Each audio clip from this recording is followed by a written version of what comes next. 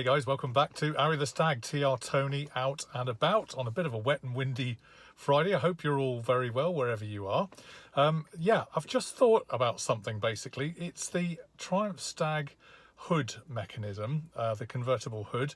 I've had loads of stories from lots of different parts of the world, people really struggling to open and shut the convertible hood. So I thought, although it may be a little bit like teaching grandma to suck eggs for some who are very competent and able to open and close their Triumph Stag hoods, actually I should do a little film on that very topic. Now I'm not going to put a bit of a caveat in because I don't profess to be the world's expert on putting up and taking down Triumph Stag hoods. Nevertheless, I have followed the kind of Triumph Stag OEM standard procedure, SOP I think they would say in the Navy.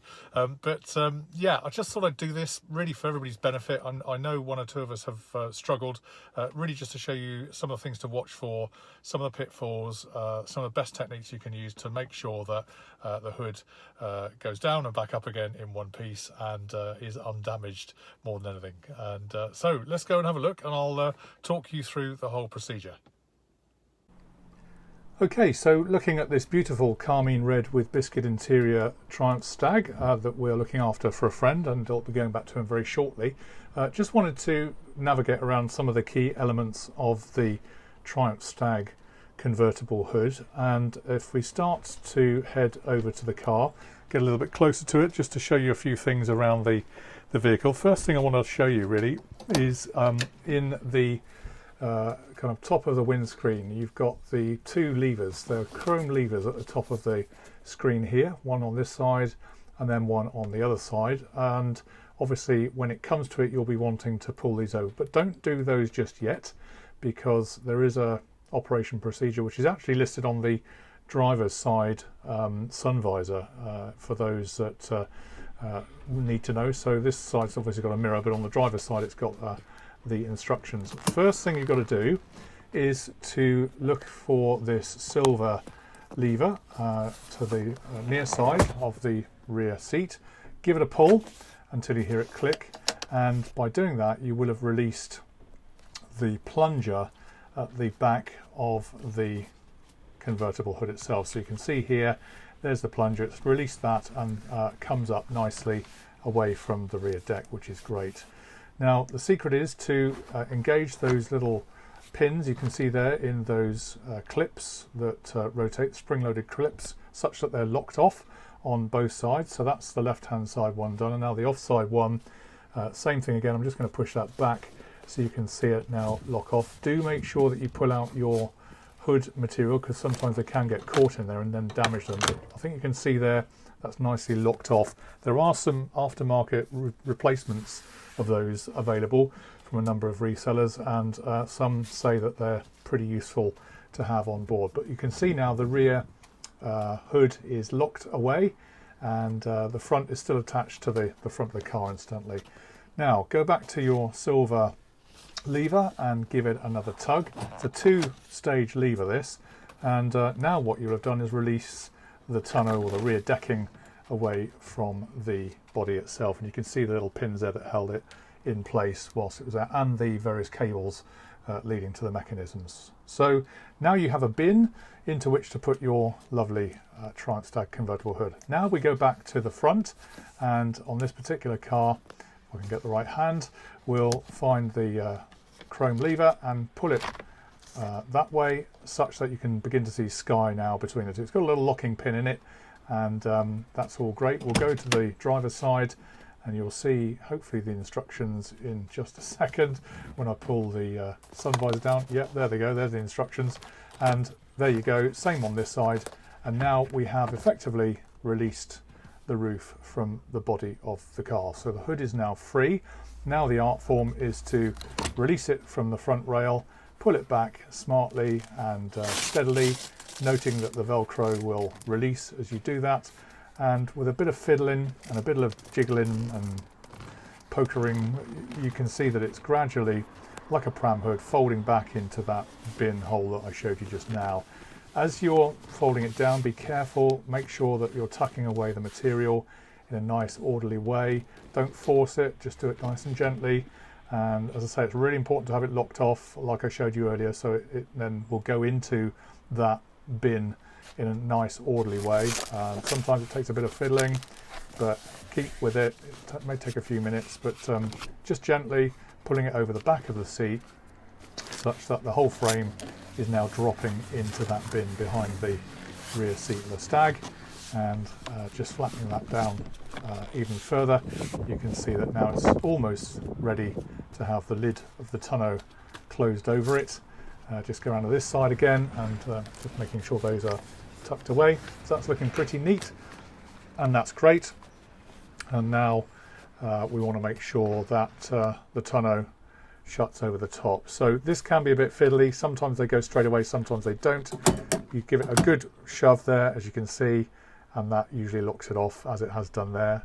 Top tip here is to fiddle with the chrome lever that I showed you earlier, if needs be. Sometimes that can just take a little bit of slack, but eventually it'll click in, and there you go. That's the roof down now, and we have a fantastic looking car with the roof off, and we're raring to go. Okay, so having got the hood down, there'll come a point at the end of your journey, or where you get to your destination, where you will want to put your hood back up. So it is pretty much a reversal of the procedure I've just shown you, but we'll do it by the book. And first things first, you go back to your silver lever in the back seat there, give it a tug, bing, you can feel that's released now the tonneau, those two little clips. You can lift that up, and up it comes, all good. And now, as before, you grab the middle of the hood and slowly but surely start to wriggle it up, very gently, not too hard, and that then will make sure that it comes forward. At this point, don't fit the front. What we now need to do is to first of all drop the tonneau cover locked off. That's back down a deck, and that's good. That's all locked off. And then what we need to do then is go back to those retaining clips I showed you when we were stowing the hood, and release them. So it takes a bit of fiddling perhaps. All you've got to do is open them up like that, and you'll find, I've already done the left one, that it will release.